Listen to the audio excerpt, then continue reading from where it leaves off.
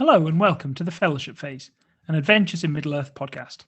I'm Josh and that's Callum. And we're going to give you inside information on how to find your own path through Tolkien's world.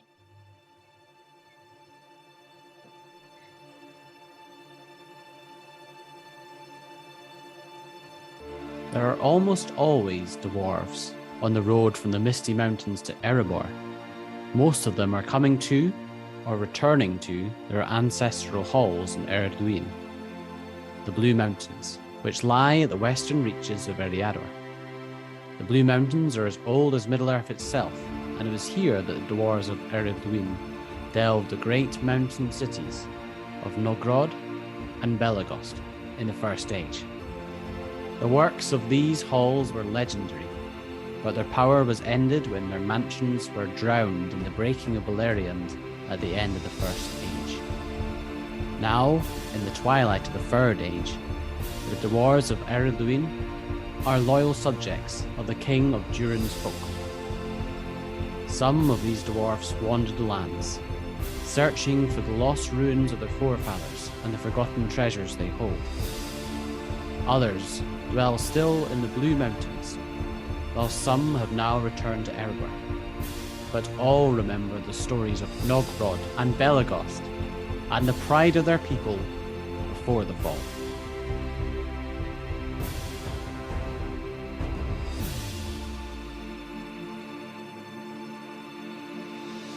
Hello, Callum. Hello, Stuart. Hello. Thank you for having me. We've got our first guest. Welcome, Yeah. Stuart of the Blue Mountains. Yes. Magical place as it is. Yes. And what we're here to talk about today, we're here to talk about, well, you, obviously, Stuart, Yes. and your character, who we'll come on to, and dwarves. Yes, the almighty dwarves. I know almost nothing about the Blue Mountains, and I'm ready to learn. Callum, what can you, as the lore master, kick us off and tell us about dwarves and how they fit into your game? Yeah, well, the first thing to say is why are they called the Blue Mountains? Why are they called the Blue Mountains? I don't know. If someone could please tell me. I've been trying to find out. So, what can I tell you about the Blue Mountains? Or about dwarves and how they fit in? Or about dwarves as well? Well, I think that there's lots of really interesting lore history about how the dwarves were made by Aluli. I mean, we did a disclaimer in the first episode that we're going to butcher so many pronunciations of things. So, made by one of the Valar in the beginnings of Middle-earth in secret, and he'd gone off and done his own project, and that wasn't really part of the plan, but everyone let them keep the dwarfs. So the dwarfs are very different from the firstborn elves and men who came later.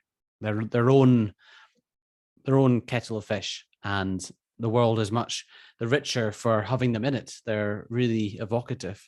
So there's lots of lore about who they are, and the Longbeards are, and Durin's folk, and coming back. And I think there's a whole big lore dive that we could do. But maybe I can throw a question to Stuart, which is, we've known each other for a while, and you've always been interested in dwarfs in fantasy settings. So what is it that makes you so interested in dwarfs, I guess? I've never been entirely sure, but dwarves have always taken a huge fascination for me in any fantasy setting. Tolkien being a big part of it, I would say. But other writings, like recently I read Aragon for the very first time, which has got a very interesting take on dwarves, and a few other fantasy things. But maybe because I also have a big beard. I just love their stature and their stubborn character and their humor, and it definitely reflects a lot of maybe some of my character in some ways, but not so much. It's kind of what I'd strive to be. Maybe not as grumpy, I would imagine, but You'd have to be a lot shorter to be a dwarf, Stuart. that's right. I think our listeners already know that we started playing AiME because of the pandemic, or during the pandemic, partly because of the pandemic. I had never met Stuart before we started playing. We became friends through the game, and you do share certain dwarvish qualities in your character and the fact that you played Runin, who we'll talk about in a minute, for so long, to the point when then I did meet you in person after about 2 years of playing. I was surprised how tall you were for no reason. I had no reason to think that you were small other than the fact that you played Dwarf. That's very true. I think he's I shouldn't have been surprised, but playing for so long as well during lockdown and COVID. It's all been online, so you only ever really see shoulders and above. So you probably just associate that with the character and the voice, and as even if it is had like a funny fisheye lens and I walk away, maybe I could just get smaller as I go. Yeah. We talked about Theodric, who was my first character. That was our kind of introduction to a character creation, and it was quite fun to think back on what the motivation for him was, and then the process by which you used the rules to make him. I would love to know how Runin went from being just an idea in your head to the character that he is in our game. Is it safe to say that being a dwarf was pretty much a guarantee from when you started? Pretty much. I would say dwarf was up there with the utmost thing I'd want to do. As soon as I heard that we're going to be doing a Lord of the Rings themed game, I was like, dwarf, it has to be. I did look at other ones, and there's a few, like Beornings were really interesting. Yeah. And there's a few others that I thought were intriguing, but I thought this is my first ever character for a D&D game. I can't be anything but a dwarf. So it was an easy pick. And according to like choice of character and who I wanted him to be, that kind of took some inspiration from Tolkien himself and the way the world is set. And I was always fascinated by like the Duddenine and the Wanderers of the Wild. And you don't really see that for dwarves in his world. They're often true. fairly stereotypical in a sense. And I wanted to divert from that quite a bit. So what the sort of idea of being on the road, having adventure, Yeah. being in the wild?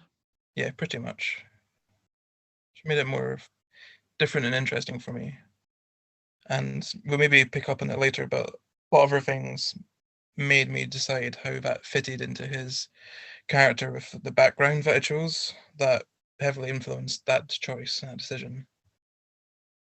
So was that your starting point then, was dwarf, and then maybe something slightly against the grain and being a character who was a bit more about the wilds than perhaps the dwarves are portrayed in the books?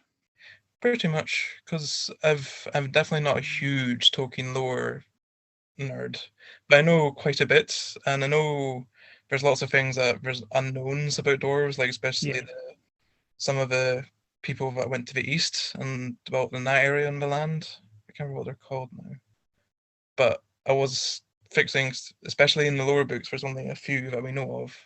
So I thought he's from the Blue Mountains, and he travels back and forth constantly. So that was my basis mostly. What I like is that when we met as characters and Runin introduced himself as a dwarf of the Blue Mountains. Now, I knew that was, and we were at Lake Town at this point, so the Blue Mountains were very far away. Immediately, it made Runin seem quite exotic, because it was like, oh, well, he's from very far away, and he's here. So presumably there's a story between where he came from and where he is now. And just that one thing, if you'd never spoken about the Blue Mountains ever again, he still would have felt like a really like fleshed out character, just because he had this kind of quirk of where he was from and the fact that he was very far away from that place now. So I thought that was quite fun. It made him feel very exotic. Yeah, it was not really my intention. I thought that would be quite fun to do, because his backstory, not to say too much, but he's from the Blue Mountains and he eventually moved to Erebor with lots of other dwarves when that was freed from the dragon Smaug. Mm-hmm. And I think he only did that maybe like 10 or maybe even less than 10 years before we actually started the game. So he's quite fresh to that area.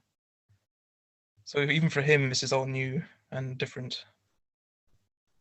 Well, I guess we started in 2946, and Smaug was only killed in 2941, or five years before. So So he probably like only 3 years he moved here. Yeah, so it's one of those things that's interesting that in the book it's you're a dwarf of the Lonely Mountain. What I was really liked when you made Runin at the beginning was that you were immediately thinking, well, he's come from the Blue Mountains, so that was a part of his personality.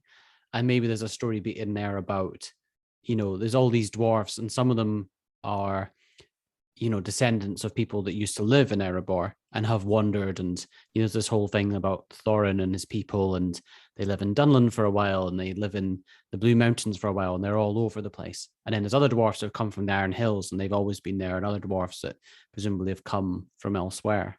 So Runin always felt like he was he's a Blue Mountain dwarf before he was an Erebor dwarf, even though you used the Erebor dwarf rules to create him. Yes, I would definitely say that's how I always associated him as. Just, I don't know why. I just thought it fitted his character in my head. And then what about next step? Well, certainly the next step for me creating Theodric was then his class. Maybe that wasn't the next step for you. Once you picked dwarf, what was the next bit in the process of creating him? I probably did a combination of class and background. I wanted to find something that synergized between both, and I toyed around a lot with Warden a bit. Yeah. A few, but then eventually I settled on Wanderer, which I've grown to love and hate at the same time. But it's been a very good learning experience, I would say. I'm really interested as to why you hate it. Although I guess what we were talking about, how we were going to speak through it, and we thought that Wanderer was such a key part of the game.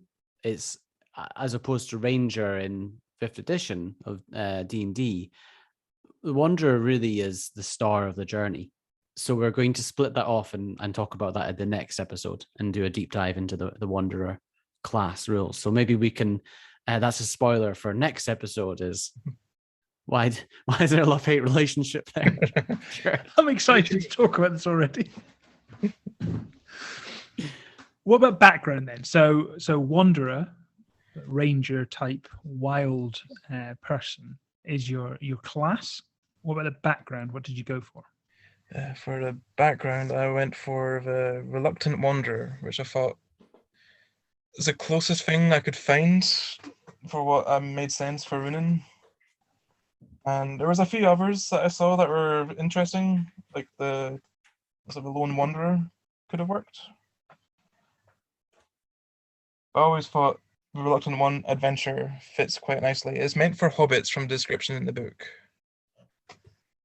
It's the sense of Bilbo in The Hobbit, isn't it? The idea that he kind of almost gets dragged along to the adventure.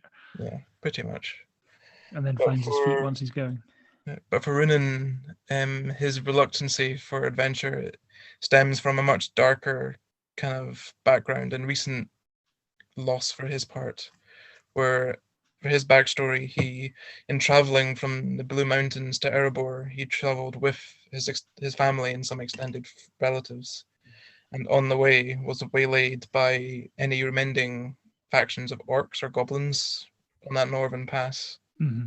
And he lost his wife and his eldest son and daughter. And since then, he's been a bit of not quite a dour, sour dwarf, I would say, but he's felt like it was his responsibility to protect his family, and he failed. And my characters of his kind of innermost feelings and reasons for everything, but he can't stay, or he can't bear the sight of his family's face when he's there now, feeling that he's failed them. So he has to leave, and his reason is he wants to hit the road and do trade. But that's all. That's really, it's quite powerful because none of that came out in our early sessions at all. We really didn't speak about his loss or anything.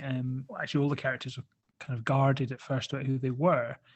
But it's obviously informed a lot of your attitude to as adventures have gone on and the routes that we've gone and the dangers that we've faced. Yeah, I would definitely say so. Especially for a while, I think he was quite reluctant to travel north along that pass, which we eventually did, and he had an interesting encounter there as well. But he's got a lot of just not dark secrets, but just hidden things that he slowly kind of revealed to some of the characters as he's opened up a bit. Because this also, when he first met Phaedric and a few other characters at the start in Lake Town, that was the most people he travelled with for a while, and for him that was a big deal. And it's been good that over the 3 years we've been playing as characters in the game, it's taken this long for him to open up. So it's been quite fun. Yeah, it's been quite a slow burn for him to open up. But it's interesting to think back for me, like as someone watching you play, that the idea that Runin had experienced loss as a character then had a big effect on a lot of his decisions, which we didn't know was what was driving the decisions. But Runin was very strongly opinionated on the way that we might go about doing certain things and how cautious we needed to be on the road, and was always a great guide. We always felt like, oh, Runin's the one who can guide us. He'll keep us safe. So it's interesting that there's a sort of psychology point of view that you maybe, I don't know, did you feel like you had to keep us safe because of what had happened before? There was definitely a strong semblance for that, I think, and drive to protect these people that you maybe felt in some ways like these guys need protection, even though one character amongst our group definitely didn't need any protection from anyone.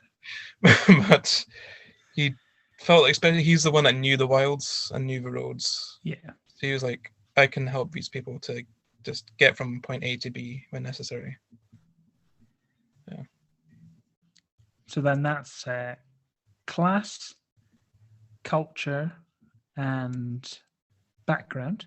Yes. What about your virtues? Thank you. Ooh. I was just coming to it slowly. I hadn't said anything for a while, so I was like, what am I going to say? I need to say something. Virtues. I don't think... Wait, I'm going to have to check the book again, but I don't think Runin's got too many virtues, because dwarfs don't get a virtue at the start when you pick. They get a bunch of other extra things like dark vision and a few other things. Because I think it's mostly the races of men who get virtues. So I think eventually, I can't remember how far into the story, but I took a dwarven virtue called Ravens of the Mountain. Oh yeah. Which I thought, one, would be very good utility, and also was really good for roleplay. And it's such a big part of dwarf culture around surrounding Erebor.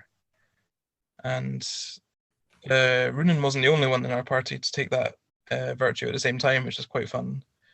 So, that was hilarious. Yeah. You went for a fellowship phase and independently were like, I want to get a raven. And I was like, do I say something? And then I decided just to say, fine, you both have a raven now. And then we had this hilarious role play where you're like, I've got a raven. And then the other person was like, I've got a raven. And then I had to role play as two different ravens. You did a good job distinguishing between the two ravens who were similar enough that we characters who were not dwarves could not tell them apart, but for the dwarves they had a personality. Yeah. What were their names again? Zrock was mine, and Croc was Dernier's. Yeah. Yeah. Remember, one was older and one was younger and like much more eager to do anything and everything. I think I had a slightly higher voice and a slightly lower voice to differentiate, and that was pretty much it. And Croc. Zoak. I really had a lot of fun with the ravens for the small amount of time that I had him. I know. Yeah, I think we should maybe talk about that. Yeah. What happened to your raven? I suppose this is also a good leading point to other virtues which Callum homebrewed for me after this encounter. And this one of the memories of Runin that still is burned deeply into my memory, where I can't remember what we were fighting now. I just remember... There's a mysterious rider who we fought out near a farm sort of southeast of Erebor. Yeah, and I think a lot of us were in like a abandoned farmhouse or something, just hiding. And I thought, oh, this is totally safe. This will be fine. And I thought, Zrock, can you go and scout for us and just see who that is from a good distance? Thinking he'd be fine. He's a bloody crow or raven. He can't get hit. Not forgetting that he also have so little hit points. Yeah. So then he flew away, and then the guy, I think he failed a stealth check, got noticed, and then shot quite easily. And then that was it. The end of the rock. It's quite sad. It was actually. It was today our only character, Death. He was a kind of a side character in a way, but he was obviously a big part of Runin's character. Callum, how did you feel as the lore master Terrible. killing one of your Terrible. players' chosen cultural virtues? It was not very long after you got it, and you were obviously so excited to get it, and we were all really enjoying it. And it's one of those moments where you're running the game, and you're like, "This is a terrible thing to do," and I don't really want to do it.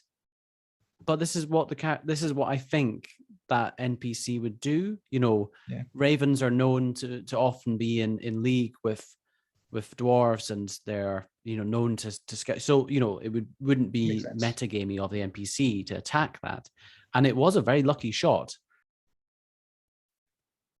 And then I think it was killed outright as well. Yeah. It's one of these difficult situations where it is quite a big thing for a player to take a virtue. It's the same as in Dungeons and Dragons. You take a feat. Oh, your feat's gone. Yeah. Yeah, you're using an entire level up to take a virtue. Exactly. And I think we talked about it afterwards, because I guess in D&D, say you've got a companion or like a find a familiar.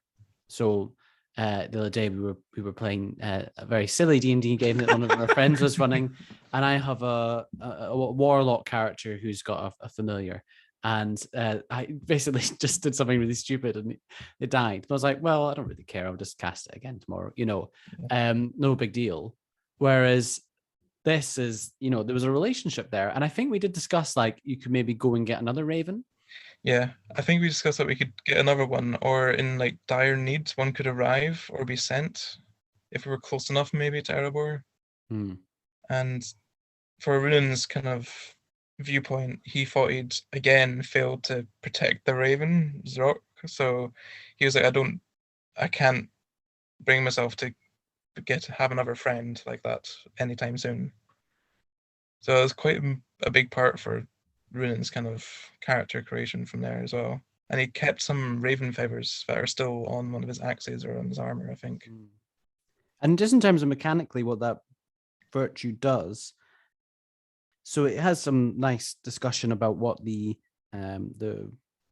role is. And I think we role played you going to get the raven, and we also role played going back up to the area. So there's a part on the cliffs of Erebor where all the ravens live on an old tower, and going up there and speaking to the ravens. That was quite how did you find that as a player? I found that a lot more touching than I thought it would. I thought getting the raven, I was like, oh great, this is just a virtue and it'll be great, and it'll be quite fun role playing to have this wee friend come along and just be there for our adventures.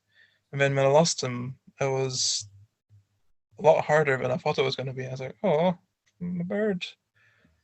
And you did a really good job of describing and role playing out his kind of memorial, because I remember we took him back up the cliffs and spoke to the elder raven. I can't remember what his name was. Ruak or something? I think it might have been. It's in the books as well. It's in the books. The other character who had a raven was there as well to bear witness. And we kind of explained what happened to the other ravens, and it was a nice, like, small touching ceremony. And the raven is quite powerful, so it does note that usually the raven is eager to please you, but an unusual or less than reasonable request, might put their faithfulness to the test and require DC 15 charisma persuasion check to do it. The raven does not usually ask for anything in return, but repeated requests over a short time might sooner or later lead them to feel entitled to compensation. Don't think that ever came up, but that's interesting. Wow. What would the raven want in compensation? Yeah. Ravens can be sent on tasks. They fly at 30 miles per hour, which is very fast in this time period. And they can be asked to do a couple of things. So bring tidings, carry messages, investigate, and carrying food. Which have been very useful on our previous long, arduous adventure into Gundabad, possibly. Yeah. Trying to get Yes. extra food. Because we used a stat block for the Raven, just from normal, I think, D&D Raven thing. Yeah. And now I'm reflecting on it. I am wondering whether I should have just made it an abstract thing and not had it as a creature and just said this is an ability that you use and it isn't possible to die. But I also think, would that, I don't know, how do you both feel about that? Would that have worked, or would that have been? It's interesting. There are, as a sort of another example, some of the other virtues for different cultures give you an animal. So the woodman can get a hunting hound as one of their virtues. It, in the book, does have a stat block. So the fact that it does and the raven doesn't maybe suggests that rules intended, it wasn't meant to have a stat block. I think, and you may feel differently, Stuart, because it was, your character's raisin. Your character's raven. That would be a very different tone of game. Dwarves famously aren't friends of Raisin, actually. Strong enemies. Your raven, I think the fact that the world is dangerous, and we've broken Callum, the world is dangerous. You totally lost it. I don't know why that was so funny. Just because I said raisin. The world is dangerous, and the fact that you were using the raven to help you, but that there was that potential that things could go wrong, for me, is part of the fun of the game. I don't know if you felt quite the same, given that it was your ability that then got taken away. I didn't feel like it was quite taken away. I feel like it was just put on hold. And also, mortality is such a big thing for Tolkien's kind of setting. Yes. And I still thought it is an animal, and animals can die quite easily. And I felt if it didn't use the raven as it is intended, like scouting and helping, I wouldn't be using as it should be. So I'm not just going to keep the raven sitting on my shoulder and never use it, and just keep it there as like a wee talking pet. It's like, no, that cannot happen. I found a section in the Lonely Mountain Region Guide, which is about the ravens. There's an area called Raven Hill, which is an outlying height at the extremity of the Great Southern Spur, and has the site of a large guard tower. And there's long-lived ravens that roost above the chambers. And at the time of the destruction of Erebor in The Hobbit, there's a bird called Kark, who they communicate with and helps them, and was capable of speech when Smaug initially attacked. 171 years later, Kark's dead, but his son leads the ravens, the ancient and balding Roak, who is not in I don't think is in the canon, but he's in the books. And he has a profile on page 20. I think you can actually, can you do an audience with him? Yes, we were talking about audience rules, so he's got some motivations and expectations. Oh, really? I imagine quite different from audiences with Elrond or Bjorn. Yeah. Yes. Of highest importance is the safety of the mountain. I won't tell you what the expectations are, because that might be. Might go back. But they're quite interesting. Oh, I said interesting so much when I was editing the episodes before, and did not say interesting as much. I'll try not to say raisin again as well. How about that? So that's one of the virtues, which was. Yeah. Have you taken any other virtues as Runin, Stuart? I think after I lost Roak, you homebrewed 2 virtues, which I eventually took back to back. And one of them, I think it was Azu Axe Rock, was one of them. Which, yes. Oh yeah, twice per long rest, I can call out the name of my fallen Zrock friend, and I basically set a target of my vengeance. and then I can use my bonus action to then dash towards that enemy pretty much. Yeah, I gave you a bonus action dash feature because I think we were talking about it and it was that sort of rushing in. And I think after the Raven died, you actually rushed in and attacked that enemy. That was your immediate thing that you did. And I think the idea in my head for that came from Gimli saying that dwarves are very good over short distances. So I thought it fitted in well. And it's been, I think, really useful, particularly because your move speed's only 25 feet. It's kind of balanced that out a bit for you. And especially when it's only 2 per long rest, it means I have to, each time whenever you're doing an adventuring phase, I'm like so careful of when I choose to use it. And it's been quite fun to use on the right occasion. Yeah, how has it felt, Josh, when Stuart has used it? I really like that it's linked to what happened when you lost your Raven, because it feels quite meaningful when you call it out and then charge into combat. It immediately flashes back to the fact that we had a fight previously which went badly wrong for Runin's character, and now that's kind of informing his play in the future. So I really like it. I think it was a really good way of sort of home brewing in a meaningful effect for losing the Raven. Yeah. I definitely felt like I owed you some recompense for just removing your Raven. What was the other cultural virtue that we came up with? The other one, it's called Raven's Revenge, which I thought was a good name. And that one is similar to Hunter's Mark for Rangers D&D, and basically I can use as a bonus action once per long rest. I designate a foe, and I do 1d6 extra damage once per turn to that creature, which for AiME I think is probably quite powerful, but it's good that it's limited. But it's been very useful for certain encounters, I think. Yeah, has there been a particular enemy that you remember using it on and it's been really useful? I remember the troll, which then put me unconscious once in a fight. I think it did that, and I got to use it in one round, and then it immediately knocked me unconscious. Yeah. Sorry. No, that was some good encounters, though. At least you got to use it. Yep. So those are the ones that you've used. We may as well go through the rest of them. And there's maybe something to mention here, actually, is that we, when we first started out, Runin was made using the Dwarves of the Lonely Mountain cultural virtue, which Stuart ran us through at the beginning. That's the one in the player's That's in the player's handbook, but it's worth noting that there are other sources. So in the Breeland region guide, and I have to admit, I think I had maybe read this and then completely forgotten about it. And when we first started out, I just looked at the player handbook and the Lore Master's Guide. There is rules for Dwarves of the Blue Mountains. So I was just sharing that with Stuart because I don't think he'd ever seen it before. So there's some interesting things in there in page 43, the Breeland region guide.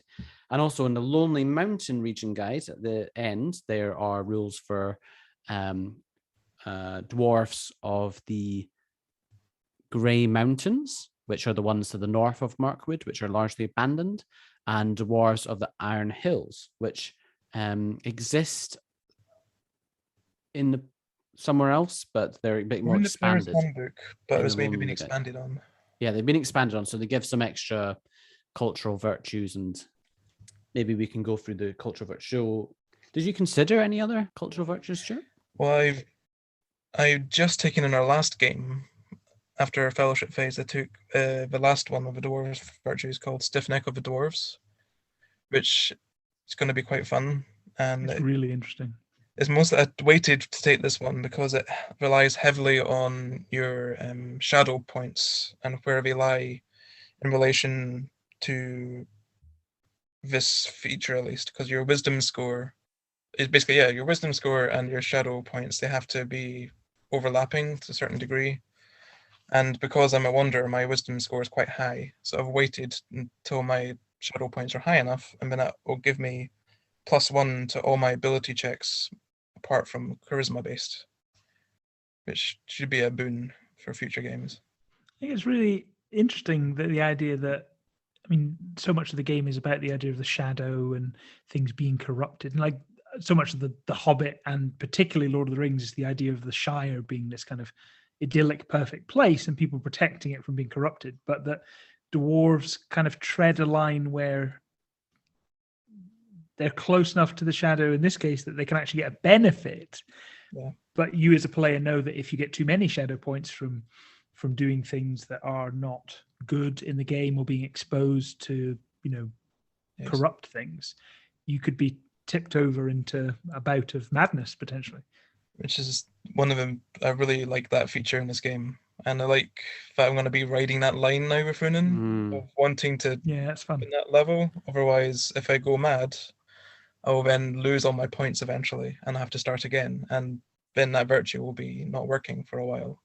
I suppose in terms of Tolkien's work, Thorin's probably a reasonable example of that he kind of strayed close to characteristics that Tolkien probably would not have thought of as good. So in terms of greed and his obsession, and near the end of The Hobbit, he strays quite far that way before kind of being pulled back. Do you think that's the spirit the game's trying to capture there?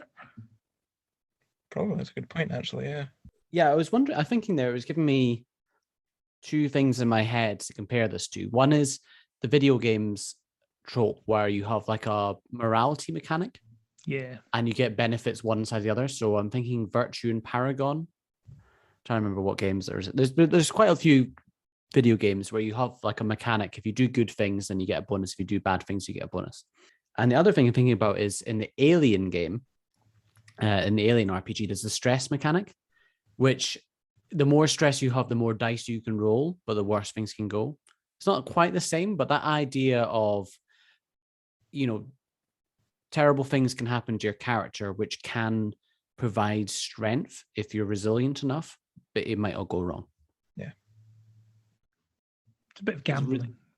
It's a good decision. Yeah, I'm really excited to see your crazy ability checks. So we've done Raven of the Mountain, Stiff-Necked Dwarfs. What about Old Hatred? Baruch Kazad Amenu.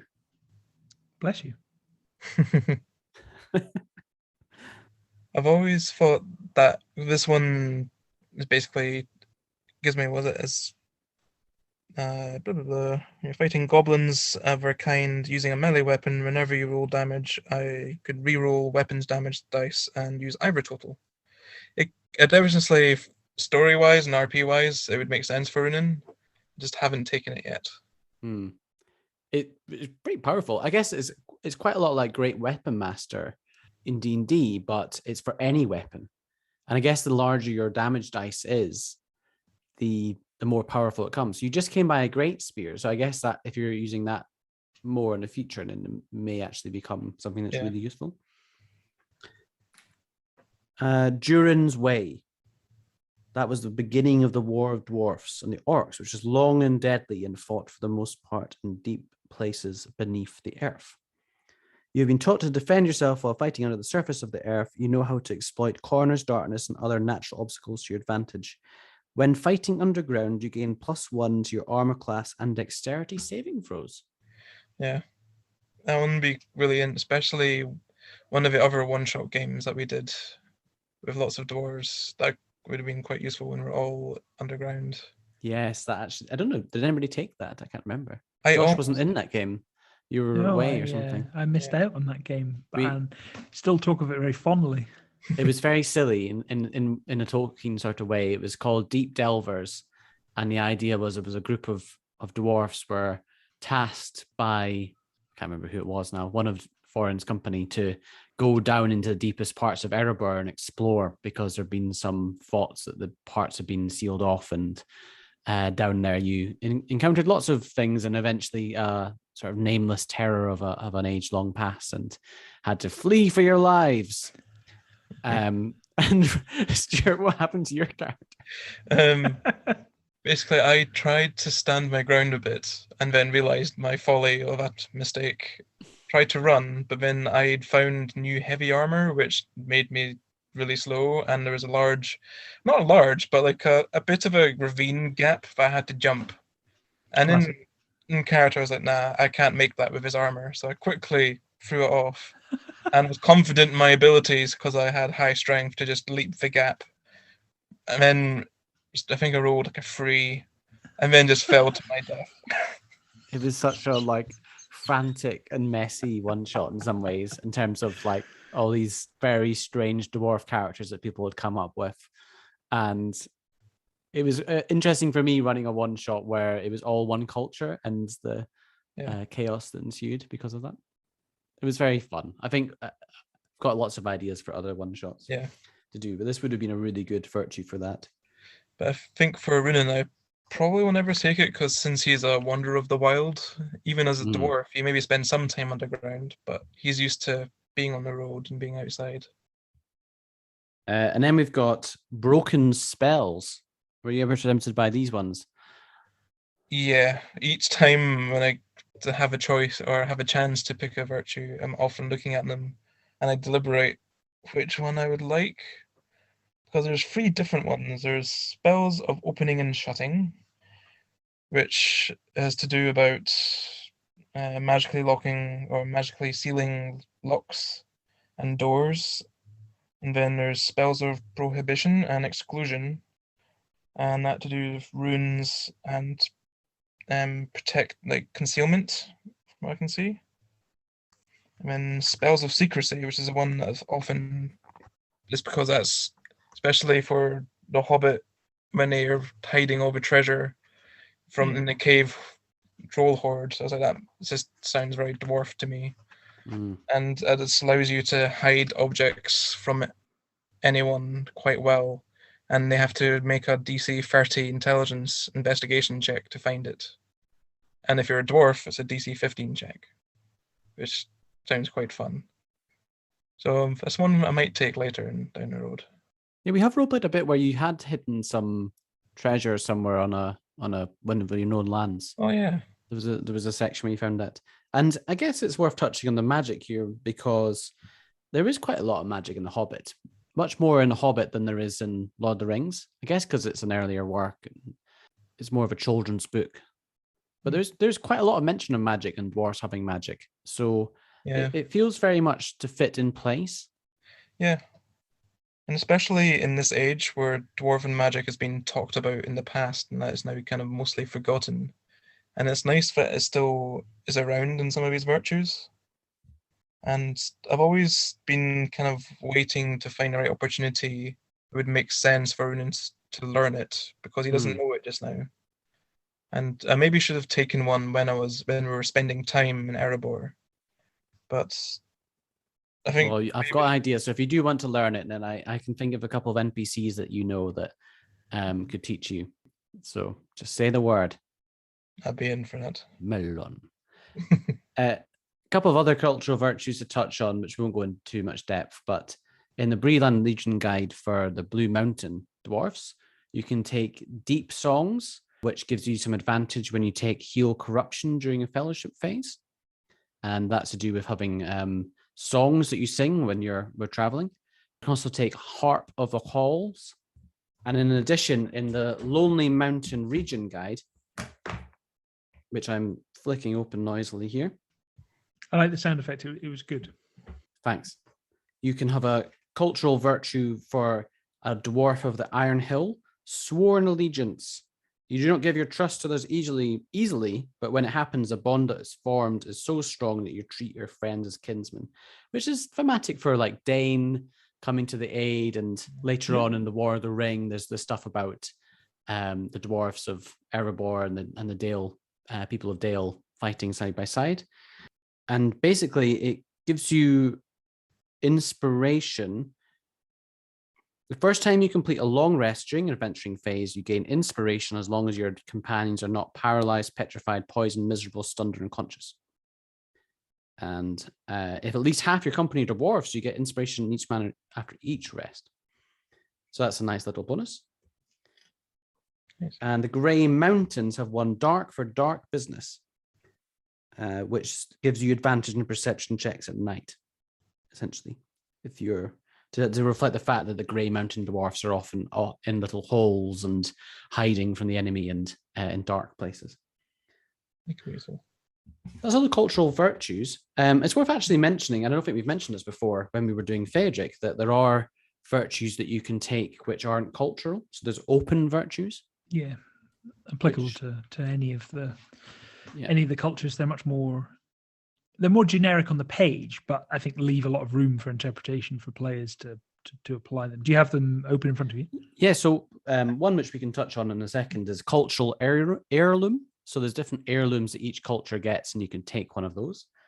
And there's also some that increase your damage when you're attacking from range or in close combat, and another that you allow you to get expertise. And finally, one which give you advantage on, you get to re-roll hit dice when you're rolling them to regain hit points. But the cultural heirlooms are worth talking about for dwarfs as well. Yeah. Now, do you have any as Runin? I'm trying to I remember. don't think I do. If it's of help, Phaedric, in the end, took a cultural heirloom shortly before he retired. Yes, we should talk about that. I like them as cultural virtues because I think it's cool, the idea that you have a special object of your people. It feels like something that should come later on in the character's development. I don't know if it would be thematic for you to start with one. Maybe it would, depending on the situation. But what Phaedric got was special Bjorning armor. Now, he was a dex-based character. He was not good in combat at all. Nope. Had terrible AC because his dex had a negative modifier. But as he grew older and approached retirement, Bjorn gifted him this armor, which gave him an AC bump, which was great. And it gave him a bonus on charisma checks while he was wearing the armor. The idea being that the armor was actually this special object, which almost increased his presence and allowed him to impress or intimidate other people. I thought it was really cool. It felt like he'd received this special boon of his people, and I like how grounded in the cultures they all are. And my newer character, who replaced Phaedric, who we will eventually come on to talk about, started at a higher level and started with a cultural heirloom of their people, and the character was very much built around that because I enjoyed getting an heirloom so much. Yeah, that's been a huge part of the story, that cultural heirloom. They're all quite thematic. I really enjoy them. The Bjornings also get a giant slaying spear and a splitting axe. And the dwarfs get Yeah, what did the dwarves get? Get quite a lot, actually, from the look of it. Never actually looked at these properly. Oh, we're giving Runin and I some ideas. I've You always have the agony of choice next time you're able to take something. There's an axe what has a Nulzabar. It's a great axe. So that was the battle that you see in one of the scenes in the Hobbit films where they go and they're trying to fight to take back Moria Khazad-dûm, I believe. And it's a +1 weapon. And additionally, the first time you attack an orc or a goblin in combat, you have advantage on that attack roll. Ooh, that would synergize well with one of Rune's other abilities. Yeah, that'd be really useful. Although I do like one of the weapons I've got just now, which has been my primary weapon for a long time now, is even if I miss with this axe, I still do 1 damage. Yes. And Which has killed some people, I love when you've killed people in combat with.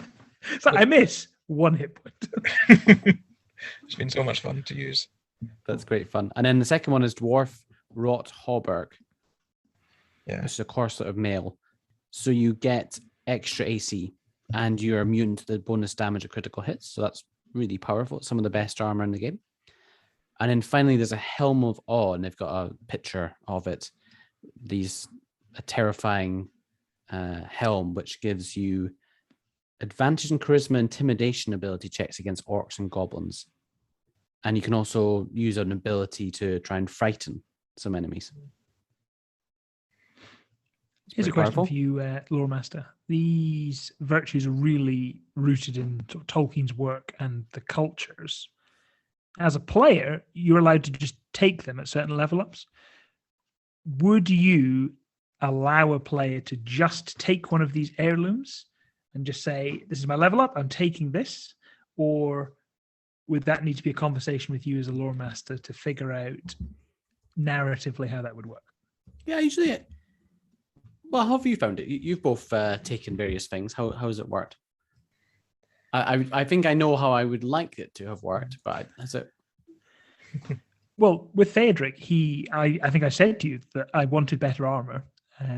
It was a real problem how bad his AC was. I think his AC was 11 at one point. And it came up narratively that Bjorn, as part of a bigger role play moment where Theodric was actually given a title, also received this armor. So it happened as a role play moment, which fulfilled a level up requirement. Yeah. I really liked that because it felt like it was a kind of natural progression. It wasn't just me kind of window shopping some random item. Yeah. So I liked the way that was handled. Yeah, I would say that makes sense because I feel like it kind of almost needs to be not earned, but it needs to make sense and part of the story. Especially some of these items are probably quite unique and aren't just everywhere. Like you'll be in Mountain Hall, which is a village that we went to near the start of the game, and how do they have a powerful elf bow or something? So, well, you got the Raven when we were having a fellowship phase near Erebor, didn't you? Yeah, and it's just next door, which is why I thought I'm here. What can I do in this area? And just pop over there, get a Raven, become a new friend. Yeah. I think it encourages that. Encourages you to, as the player, play towards a situation where you could get the level up that you want, rather than just randomly developing your character just out of the book. Yeah, it does sometimes feel like that in D&D where you're like leveled up, and then you're like, oh, I just remembered I can. How does that actually work when you get your? And depending on the situation, do you undergo some sort of ceremony to level up? Whereas in AiME, I think people have done a really good job of making their level ups true to the character. Yeah, I would say, and usually role playing some aspect of how that's come to be, which is maybe easier because they're less dramatic changes, generally speaking. Yeah, that's true. And I think, the cultural virtues, I'm a big believer in if it's in the rules, then you should, I'm not going to stand in the way. If someone says, this is what I want to do to level up, it's not really for me to say that's not what they can do, but rather to say, okay, you want that helm, how can I make that work in a way for the story that fits and makes that player feel that would fit with what their character does, and all the other characters or the other players also feel that they're still immersed from it. So I hope that if anybody ever comes to me with a level up request, then I'm very accommodating for that. And I often, as I want you guys to be really, well, maybe not powerful is the right word, but to get benefits from what you've done. So I do try and often think, what's something that would help them. So, and come up with homebrews. So Brendan and I were talking the other day because he also had a Wanderer class. And Josh, we were talking about this in an earlier episode. We said that actually there wasn't that much overlap. And Brendan pointed out that actually we'd homebrew some of the rules and we'd slightly changed Malbus the rules and given him some of the Wanderer features. And maybe that was why there wasn't so much overlap. I was like, oh yeah, I forgot we did that. So there's been quite a lot of adjusting and changing the rules slightly to make them more fitting with the character. Yeah. I have a final question for you, Stuart.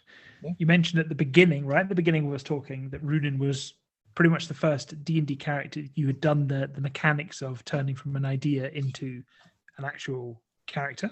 So it was your first time doing the character creation process. Yeah. Now that we're level, 8, 9, couple of years down the line, is there anything that you would have done differently? Now as a more experienced player, would you have approached character creation differently, or would you have thought about something differently?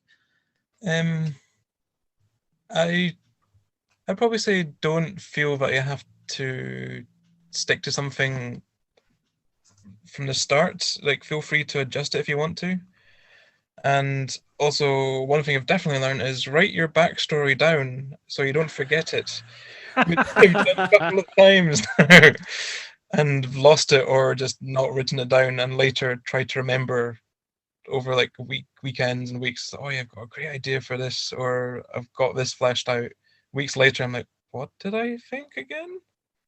So that's quite important, especially for my memory, I think, which I've learned since. And yeah, there was a moment recently where you wanted to use you were going to tell someone your secret dwarvish name in Kuzdul, which is a whole thing that they mention in the books, is that, we've got these names which are in, sort of translated dwarvish names, which they use with outsiders, but they'll all have names in the secret tongue of Kuzdul, which they don't teach to outsiders. And then you were like, I'm sure I've written this down somewhere and made it. Yep. And I couldn't remember where it was. Nope. And it was in my first book of notes right at the back, which was not where we normally write these things. I put it normally at the front, but I must have, for some reason, put it there instead.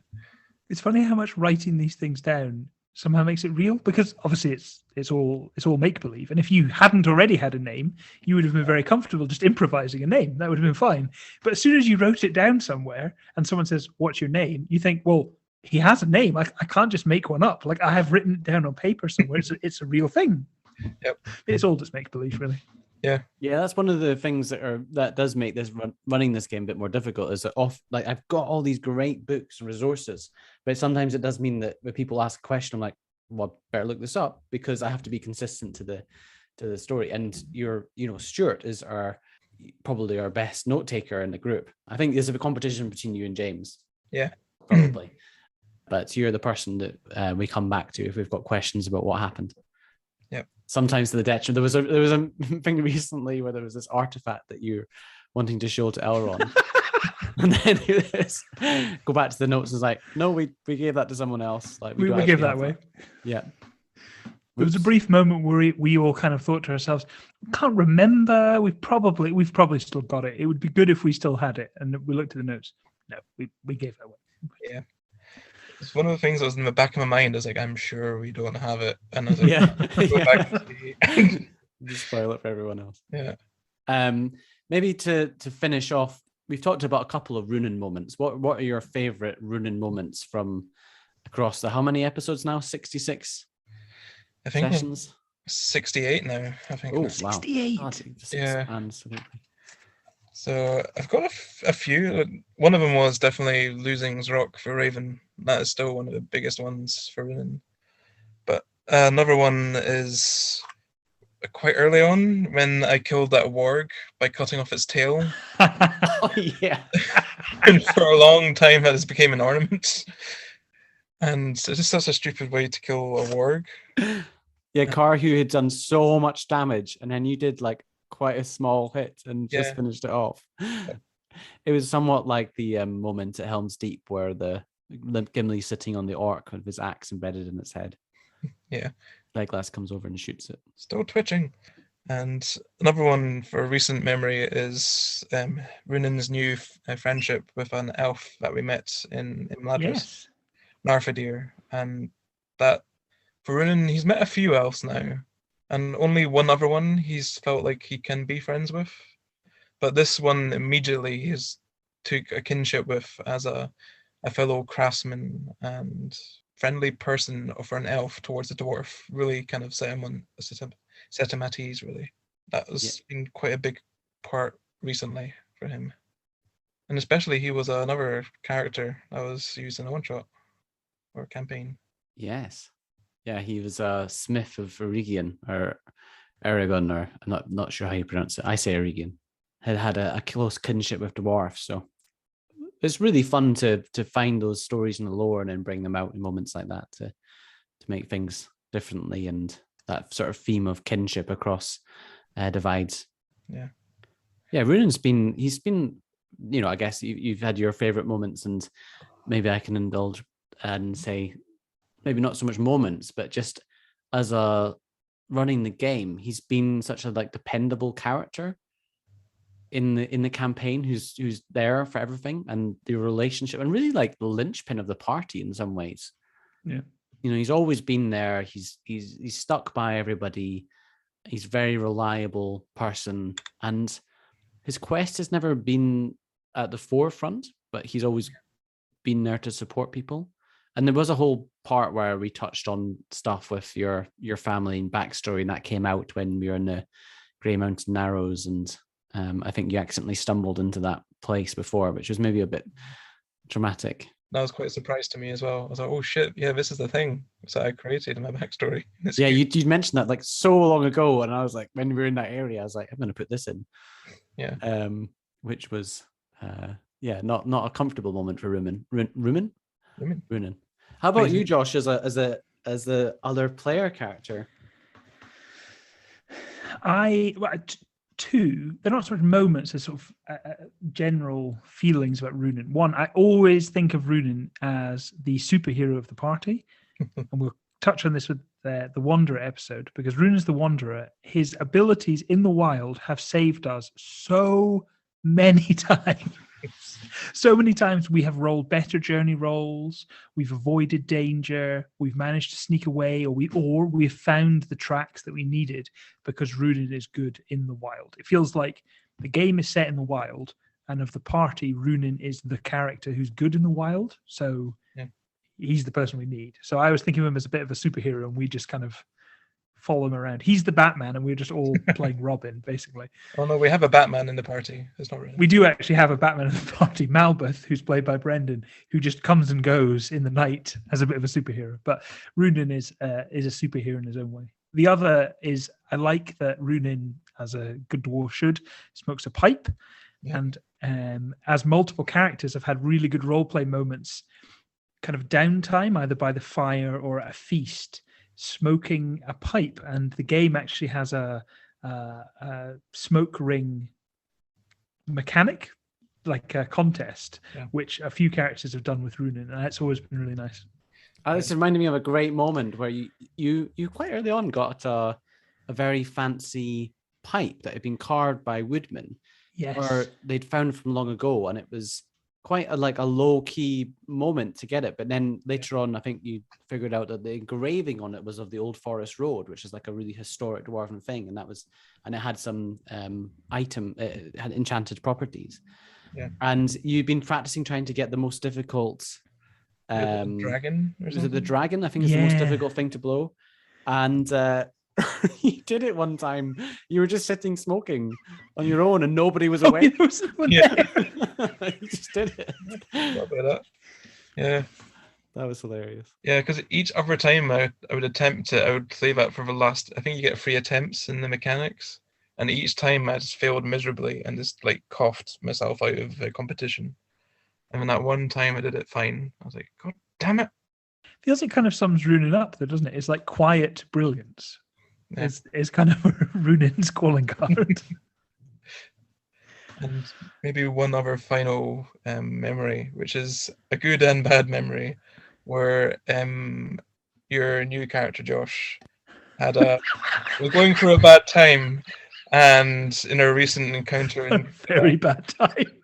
And put it short, you ran off thinking that you're going to help save the party when we were surrounded by goblins and orcs.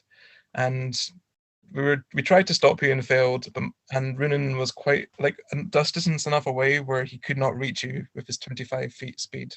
And he's like, I can't reach him, I'm just going to shoot him in the leg. And I didn't know that Halmir was so low in hit points, and then just killed him. Just killed him.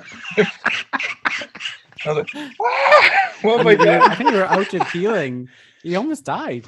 Yeah. I very, very nearly died as a result of this. I had suffered a bout of madness because of the number of shadow points I'd accumulated, and I had thought I was helping the party when in reality I'd gone mad and I was going to run into danger. It would have made things much worse.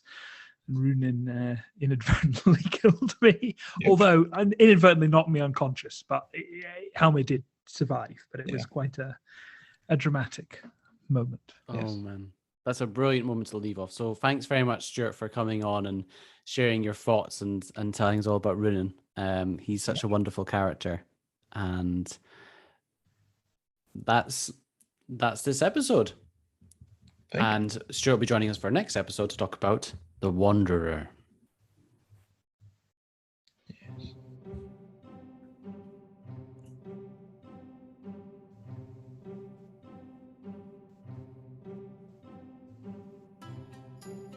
No emails except on party business. And comment suggestions and questions to thefellowshipphase@gmail.com. The long year turns to its close. Much we have accomplished these last seasons. Our fellowship disbands, but is not broken, and we will return. On the next episode of The Fellowship Phase.